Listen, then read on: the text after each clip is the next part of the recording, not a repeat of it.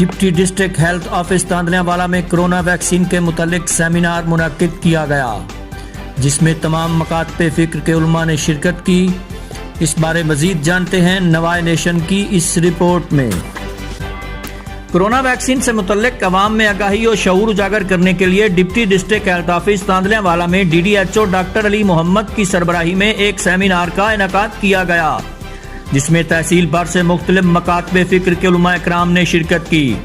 तकरीर से खिताब करते हुए डॉक्टर अली मोहम्मद का कहना था कि उलमा इकराम मुआशरे का अहम जुज़्व हैं। अवाम अपने मसाइल के हल के लिए उलमा इकराम से रुजू करते हैं और उलमा इकराम कुरान और हदीस की रोशनी में अवाम की रहनुमाई करते हैं।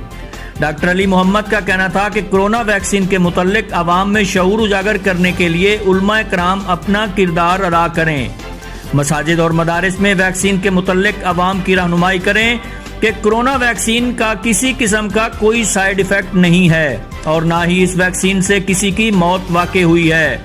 कोरोना वैक्सीन मौसर और इससे किसी किस्म का नुकसान नहीं होता। उलमा इकराम कोरोना वैक्सीन के मुतल्लिक अवाम में पैदा किए गए शकूक शुबहात और अफवाहों को दूर करें।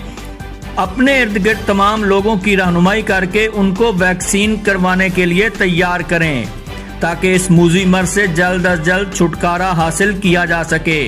बाद अज़ां उलमा इकराम के लिए डिप्टी ऑफिस में ज़ोहराने का भी एहतमाम किया गया था।